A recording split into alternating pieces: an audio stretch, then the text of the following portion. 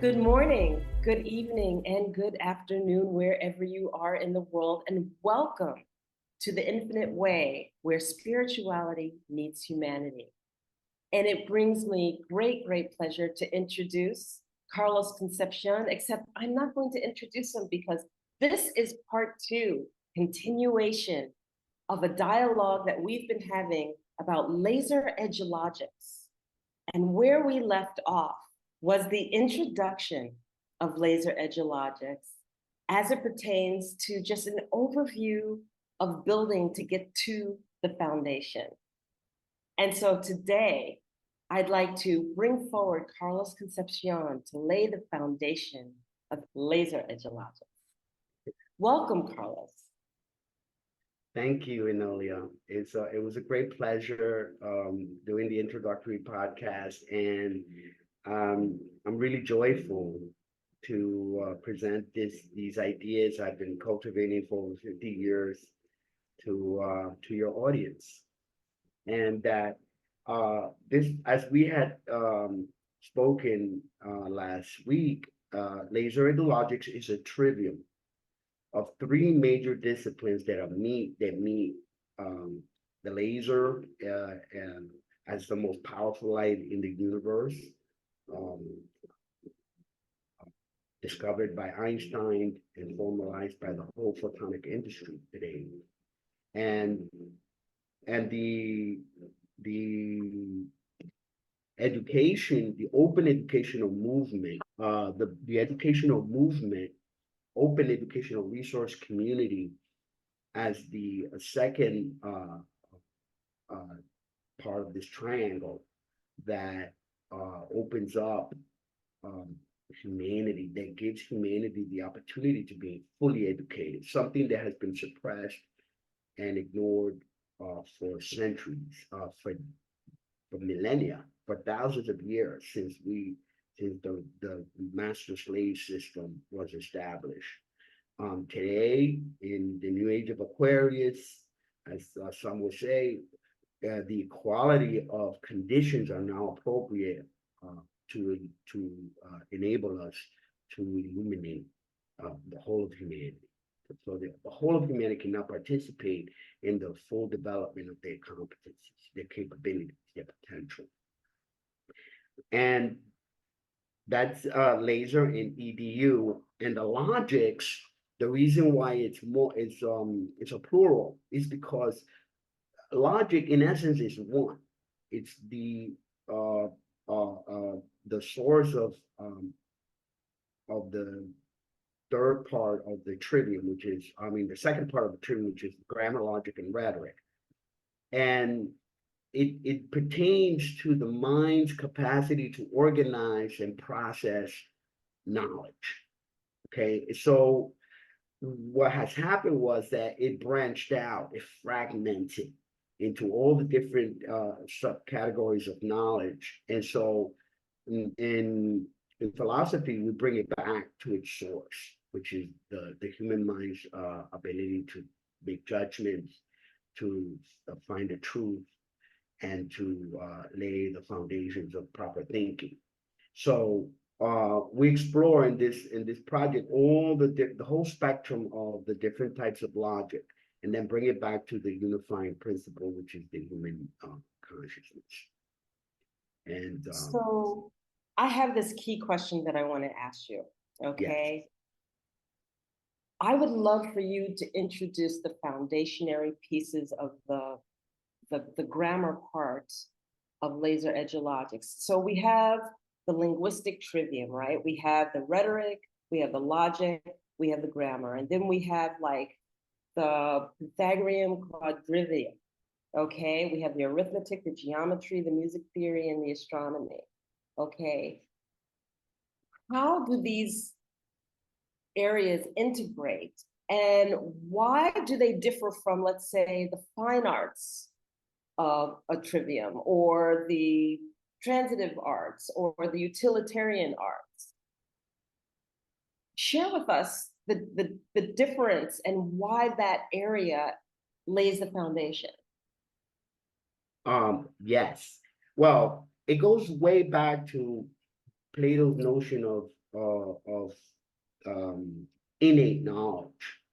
It goes way back to the notion that there is a potential inside of us, a knowledge base that needs to be cultivated. And this is where the word education comes from. It comes Latin root educere, which means to draw out. So education is the opposite of simply imbibing in information. It's simply bringing in information. It's actually about bringing out the full potential. Its analogy is a seed, the parable of the seed, that in the seed you have all the potential of the tree and the fruit, right? But it needs the proper environment. It needs the water, the sunlight, the earth, the minerals, all the proper environment for that seed to grow and fructify. The same principle is in education. We have the seed. The seed comes from the semen. The word semen or vital fluid, it has contained within it all the potentials of a human being, right? The egg. So what do? Well, we nurture it so that it grows. So education in this sense, that's what it's about. So now, intransitive, the seven liberal arts are considered the foundation of a genuine education because they pertain to what we understand as the human being. It addresses the development of that potential of the human being, as opposed to simply acting in the world with the other arts. For the liberal arts are about liberating that potential. And so all the activities of the mind are called intransitive. Just as you have the verb to be, right? The verb to be is an intransitive verb. Why? Because it pertains to the being. Transitive verb, it has to do with acting on an object, versus the liberal arts, we act on the subject. So in order to develop a subject or a person, we have to the activities of the mind have to be directed at that person. And this is what the liberal arts do. Grammar, for example, develops the capacity of the person to act on language, on the symbolic foundation of language, the letters of an alphabet, the rules that put those letters together for pronunciation, the rules that put them in the words in a sentence, the parts of speech, and the relation of those parts of speech to objects in the world. But it acts directly on the brain's capacity to develop cognition of language. And language is unique to human beings. Animals don't have that. We don't witness that in any other species. And the reason why that gives man the power then to act, to develop, to create. The creativity comes from our ability to use language, symbolic, the symbolic nature of it. So it develops our capacity. And so it gives us what they call in the Bible the sceptre of power. And that's why we tend to either use it properly or abuse it, depending on the ethics that is developed with that language. Language gives us the power. Now, the ethics of the use of that power comes with the rhetoric. In rhetoric, we study the three: logos, reasoning, pathos, the ability to persuade or to impact, and to embrace other people, and ethos, which is the character of proper judgment, the character of using and respecting language appropriately, not to abuse it or use it for personal gain. And so that's where the rhetoric. So the ultimate development of the trivium, it develops the character, the ethos. And so, yeah, so the grammar, the logic, and the rhetoric, and as well as the mathematics, the quadrivium, they serve to activate and actualize that full spectrum of cognitive powers that we have. Why mathematics? Well, mathematics is language. It's the same trivium, only now acting on a higher abstract level.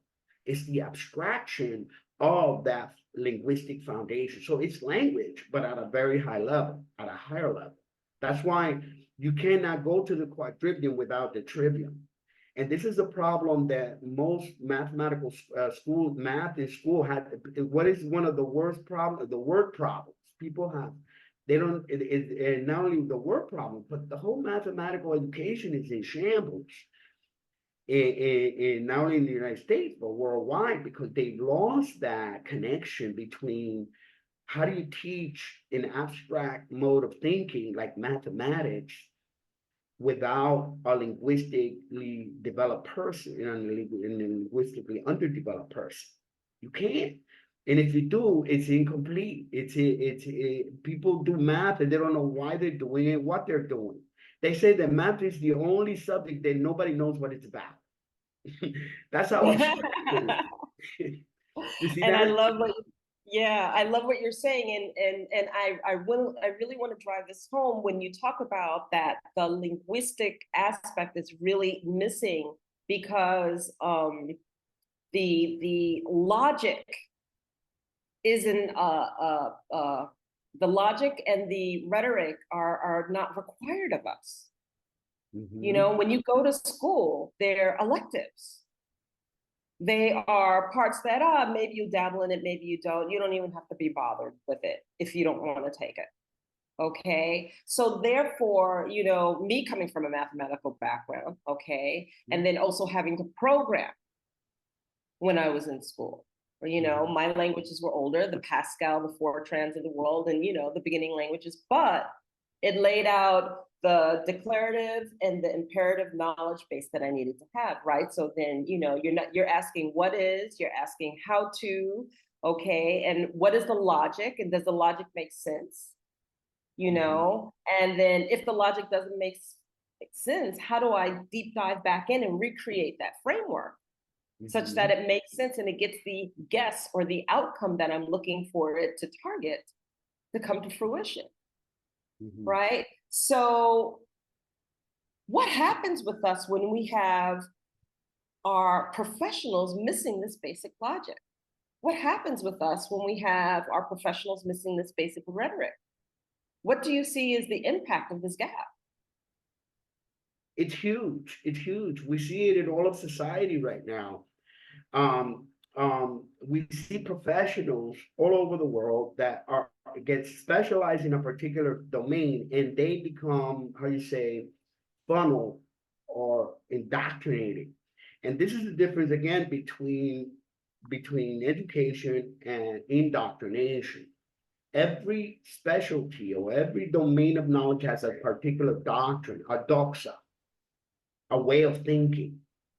And so what happens is if the person does not have this broad-based, universally informed and educated structure, the liberal art, the 7 liberal arts, and there's 7 for a very important reason. If you don't have those 7, that spectrum of foundation, what happens now is you'll go into these domains of knowledge, but you have what they call a disabling ignorance. And this is a term that was discussed by Peter Drucker, the founder of modern management, who was also a liberal artist.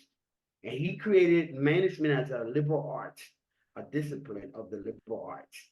And why? Because managers, for example, in a company, knowledge managers, because most of our industries are knowledge-based now, they have to manage they have to orchestrate the knowledge of specialized people. They themselves are not specialists in those areas. The specialists have that power, that knowledge, but they have to make sure that that knowledge combines and works together. Different knowledges have to come together to work. And the only way that can be done is through a liberal artist. The manager has to be a liberal artist because he has to be able to connect and communicate with a specialist and make sure that specialist is working within an organization of knowledge, then they will to contribute to the whole. So what happens to the specialist who didn't get that universal liberal arts foundation? Well, he becomes indoctrinated in that particular specialty, and he gets funneled into a system of thinking, and he has no way of stepping out and back and see the broad picture. See that? And so what happens now is that this is what has happened to a lot of our specialists. They know a lot about little, because the specialties become even more detailed, it's more knowledge coming out of it's an incommensurable. Knowledge is incommensurable in any direction you take it. It's infinite. So, but if you miss the whole, you get stuck in the part. Now that part can reproduce the whole. It's what we call part logic, and this is a hologram. But if the person does not have the ability to come back to the whole and see the part within the whole, then and that's where the blinders come in. This is how we get indoctrinated in a specific discipline. This is why we have the problem with chemistry, that a very important material discipline, but we're starting to create these toxins. Where do they come from? These pollutants that are polluting our bodies with pharmaceuticals and artificial ingredients, and these pollutants that are destroying the planet. And who's creating these toxins? These are highly specialized intellectual people, very specialized, but they miss one, the ethics of the being part of creating these destructive chemicals. The other is they ignore the biosphere, they ignore the biology, the connection with life, the respect for life. So the holistic framework is missing. And this is how knowledge becomes dangerous. And this is where, you get these highly, these potent disciplines in the service of destructive purposes, like wars and so this is why it's important to have that universal base. So on a specialist, you can still become a specialist, but once you have that broad base, you have that foundation, you're not stuck in that particular mode of thinking. You can no longer be indoctrinated. You can assimilate a doctrine, you can examine a doctrine, you can use a doctrine, okay?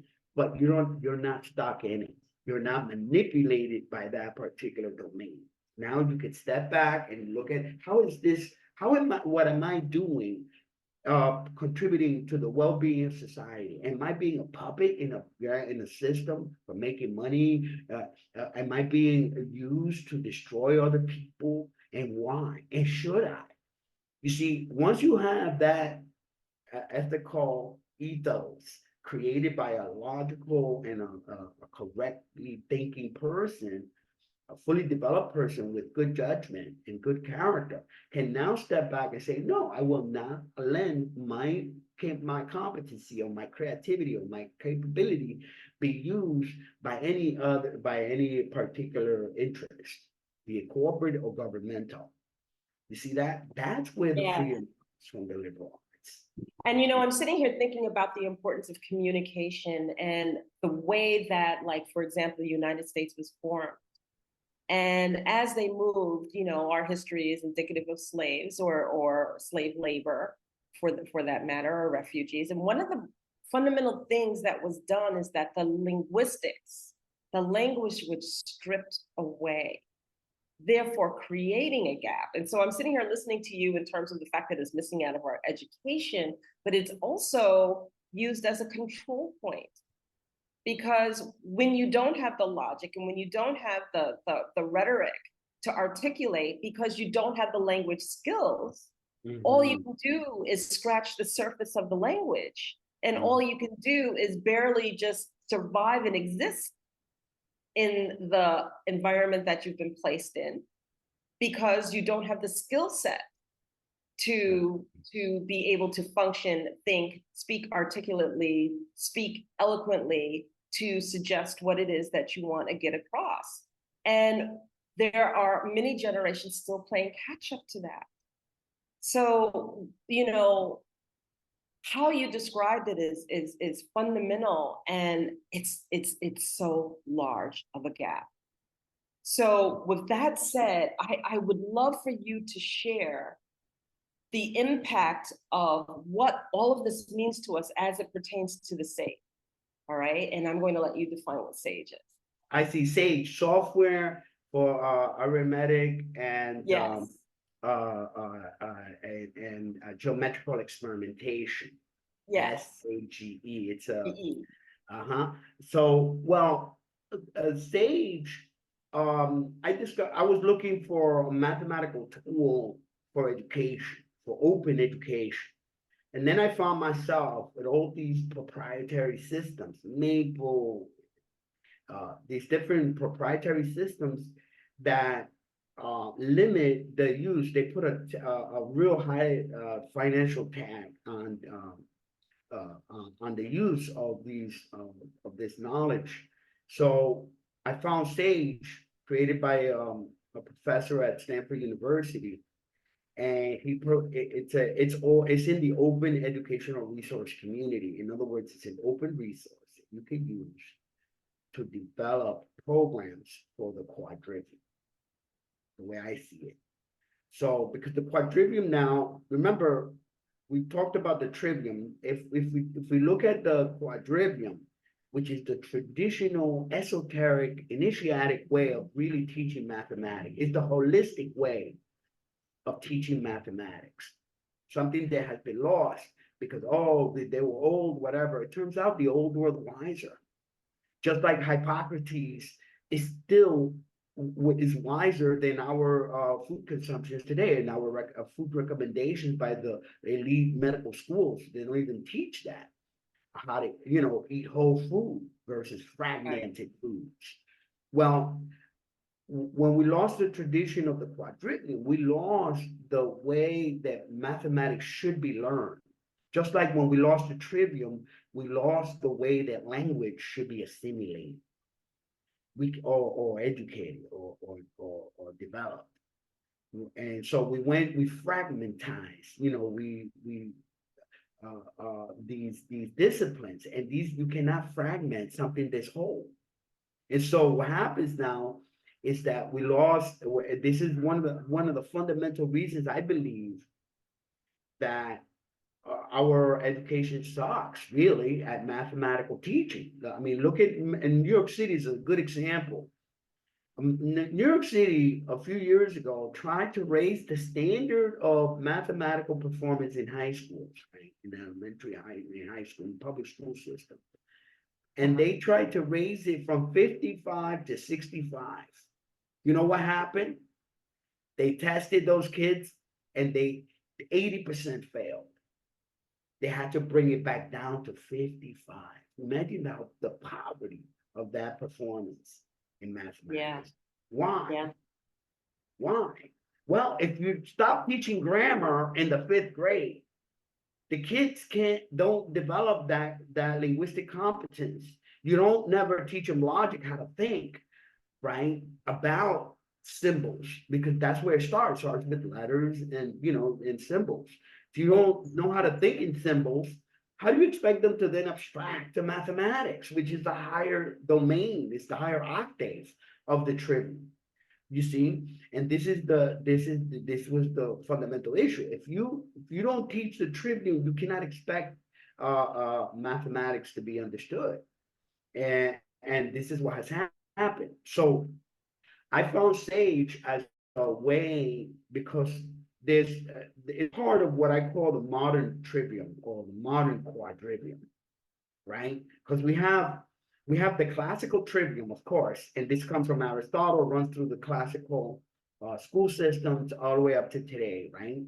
But there's advancement in each of those categories. There's advancement in grammar studies. Like now today we have Chomsky that teaches universal grammar, that teaches transformational grammar, generative grammar. And this is a supreme achievement in grammatical understanding, but that has not trickled down to our school system. is still Okay. in at MIT in the linguistic departments, because there's another problem, the politics of the different departments. English department doesn't talk to the linguistic department. You believe this? And how is that possible? Well, the fragmentation of knowledge again.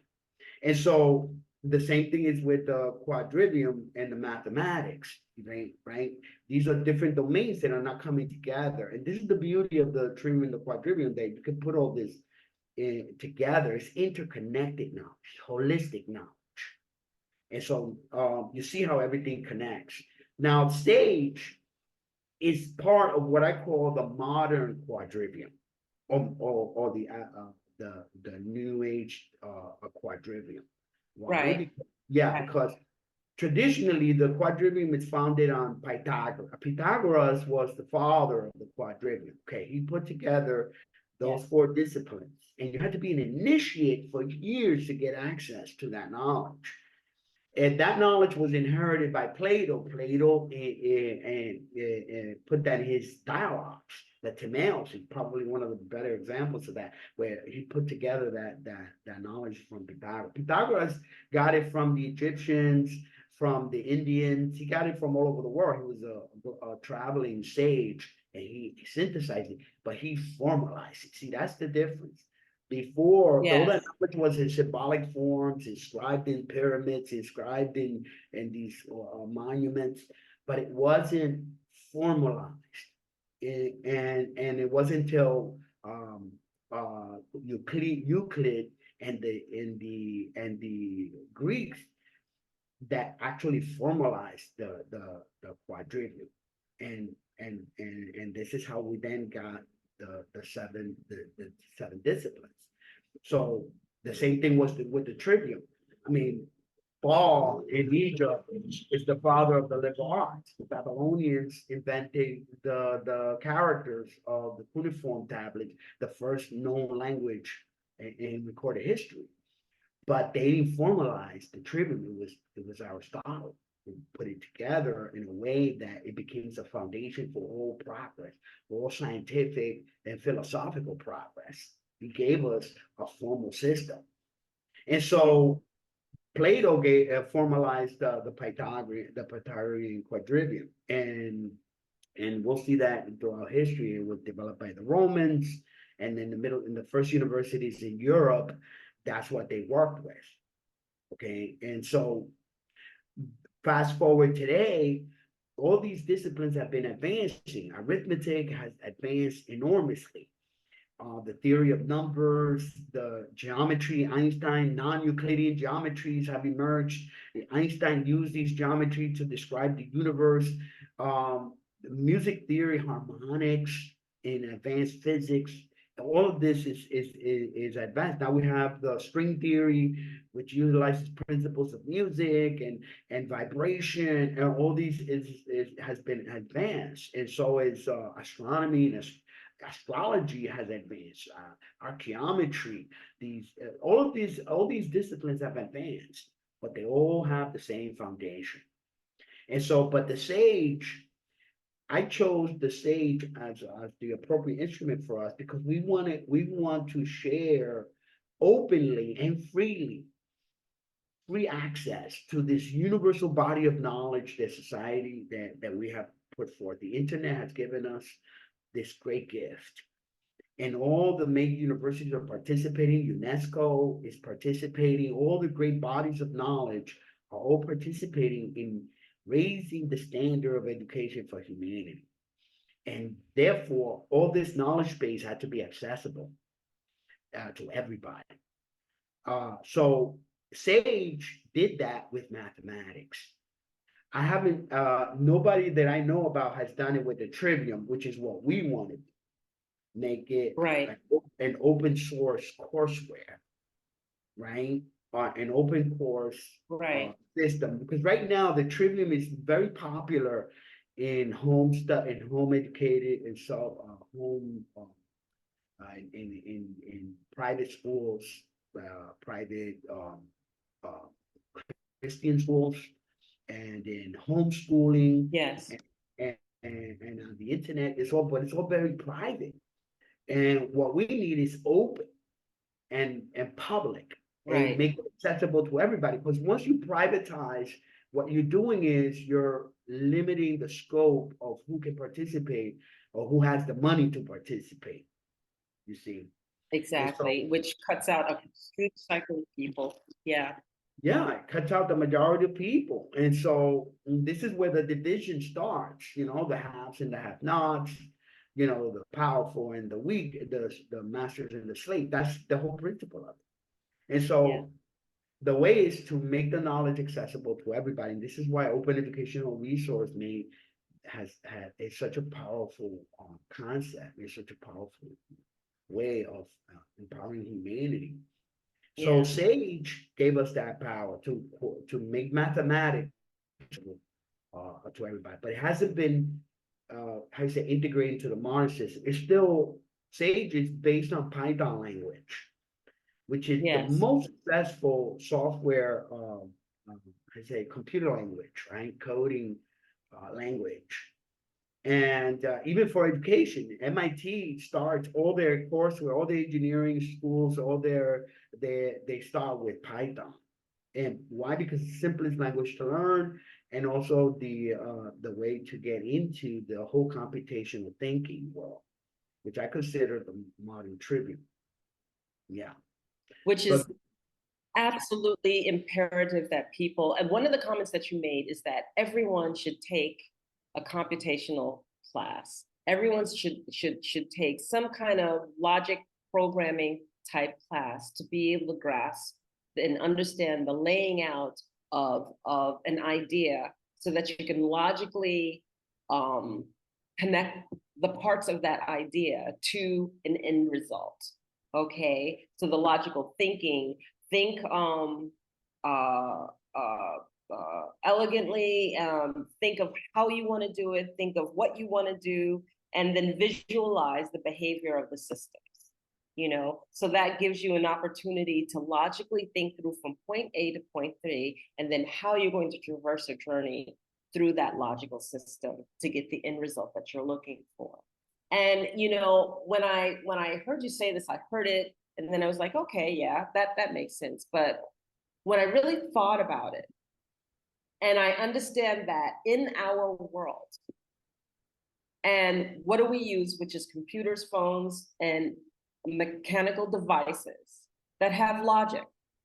And mhm. that logic is as intelligent as the person who programmed it. Thereby meaning that if you don't have the basic skill set to understand that you are in somebody else's world of logic and programming when you're engaging into a device, and then let's say you're kept at bay to a certain degree based on that logic, you don't know how to break through it. You don't know how to expand it. You don't know anything. All you know is that you're held at bay to this logic, and the logic doesn't work, and it doesn't work for you, and you feel like there's nothing that you can do. And one of the things that we as humanity need to always be able to do is to grow. So when I really stepped back and observed what you said, it's fundamental. Not one child should not know how to logically lay out or program or understand the basis and the foundation of it. Otherwise, what we're doing is it's perpetuating the gap that we already have. That's right. That's exactly right. So I don't know what your thoughts are on that, but it hit me so profoundly. Yeah, and it does hit you once you realize that in order to participate in the knowledge society, and all these devices are programmed. And you have to understand the logic that went into these devices so that you can understand what they're doing and what they're thinking, what the whole otherwise you just automatically, it's like, you're automatically working, but you're not conscious of what's really going on. And this is where we can get programmed ourselves. And now it's going to get even more sophisticated. Now there's a higher Mm-hmm. requirement because the AI devices that are coming out are super intelligent. They are they are mimicking the way the brain actually does things, on a very high level. This is why Chat GPT is so smart. I mean, I was working with Google Translator, and I started working with Chat GPT, and it's unbelievable how accurate Yes. the translation from one language to another, from French to English, from French to Spanish. It's like I find myself making very little corrections. And so how does this happen? Well, these people learn. Remember, the computer has been evolving for 2,400 years since Yes. Aristotle. People think the computer is a modern invention. It's not. The logic goes back to Aristotle.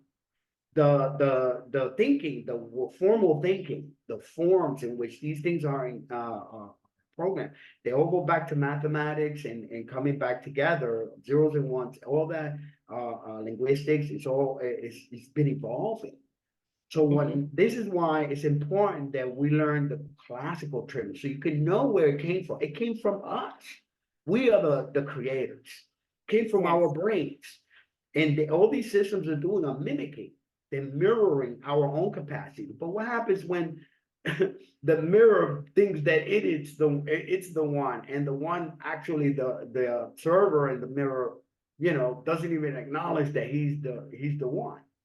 And so what happens now is that we have to go back to empower humanity, because we've been so focused. And again, these are the transitive activities of the mind that producing the mechanical engineering. They create devices, and so these devices are created in the objective world. These are transitive activities. But what happens to the subject? What has happened to humanity in the process? What's happening to our humanity? You see that? And so this is where we have to empower. Now we shift focus, empower the human, because there's been this is what I call object-oriented programming. And you see, a lot of these programs are all object-oriented. They're all about creating things in the world. What happened to Right. human being? What happened to the subject? What about subject-oriented program? You see, where Yes. where we take all that knowledge that's now being created by all these artificial devices, these artificial intelligence devices. How about we take all that knowledge and bring it back to the human being? Empower the human. Exactly. You see? This And is so powerful. Yes, uh-huh. this is such a powerful discussion. And I know that we're almost coming up on an hour, and Wow. I we have to continue this discussion. And I want to make sure that I drive home one of the things that you said that really, really just sums it all up, which is that we need to bring the knowledge back to the person. And I want our listeners to really, really hear this, because as a human being with feelings and understanding, and we have our situations that bring forward our limitations, and we use that as excuses, we must learn to break through the excuses and to access the information that has been provided to us, to look for it, to research it, to drive for it. And the reason why this is especially important now is that when we don't know something and somebody else declares it and we're not aware of it, and I'm not going to say everyone, but a good majority of people tend to deify the person or the individual that makes the declarative statement, because the ones who are receiving the information don't know anything about it. And what frightens me sometimes in listening to this is that we cannot deem machinery that we've programmed as smarter than us, or deify that because we're not aware of it. And that natural tendency within us as human beings is like, oh, well, they're really something else because I didn't know anything about that. Wow, really? wow, I am so fascinated. I am so impressed. They're like on the stage for me, because they know about it. So what happens when a device that is the reciprocal of expertise all across the world, housed in one unit, able to make decision-based choices on while it's being used? Are we going to then deify that? So it's important. We have to educate ourselves. And this is why we're having this conversation. Yeah. People need to understand the components, the facets, the parts that make up the whole.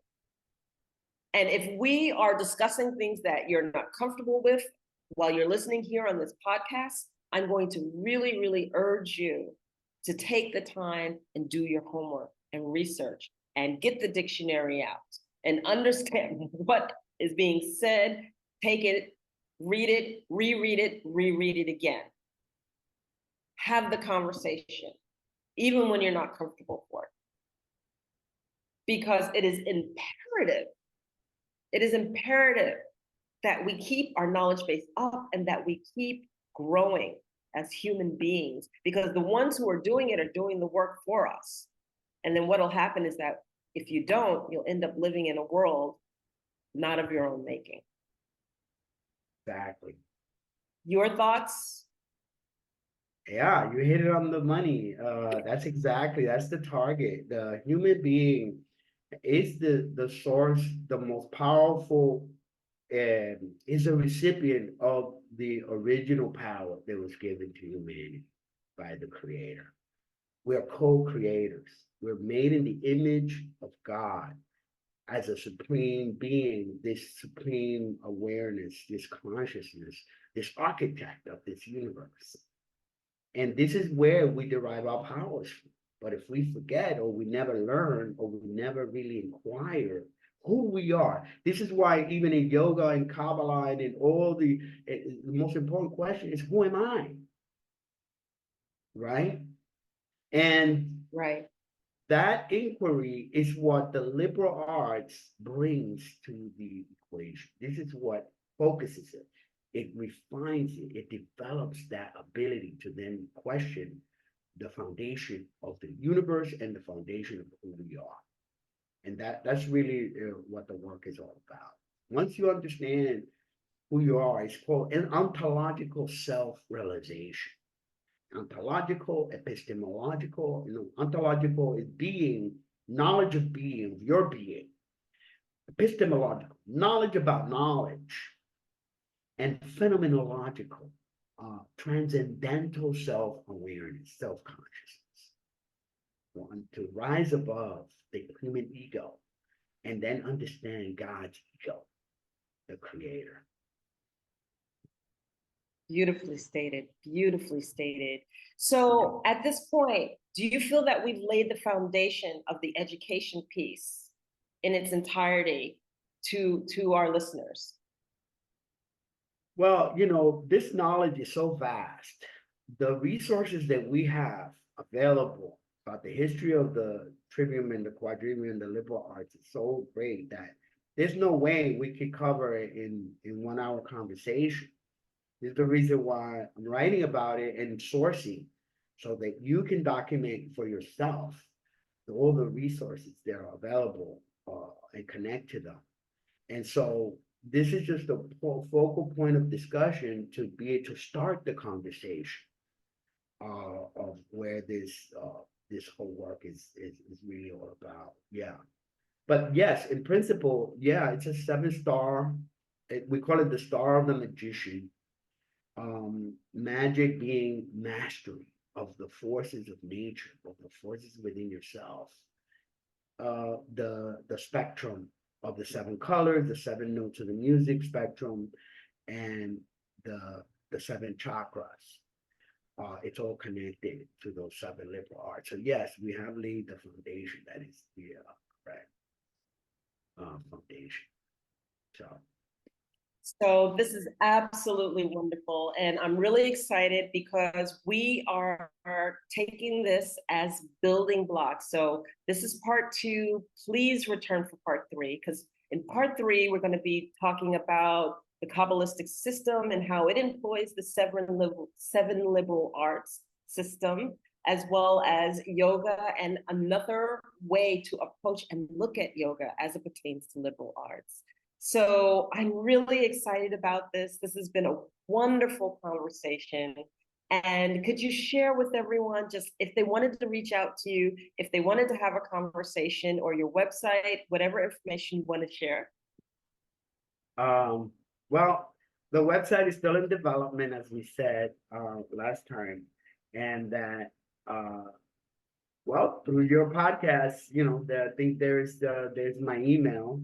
You could always email me Yes. at conceptus@laseredu.org, and we can start the conversation there. Perfect. Perfect. Carlos Concepcion, thank you so, so much for being here, for sharing your knowledge, for having the conversation, and for educating us. Your wisdom is truly one to be respected and embraced. So thank you again. Thank you, and thank the audience for participating in this conversation. And to our audience, thank you for listening. And this has been another episode of The Infinite Way, where spirituality meets humanity. And I'm your host, Dr. Enolia Foti, and you just heard Carlos Concepcion. I give him that respect of calling him Dr. Carlos Concepcion, because the plethora of knowledge he brings to bear for me just deems the respect in my heart. So again, thank you, and we will see you on part 3. Bye-bye now.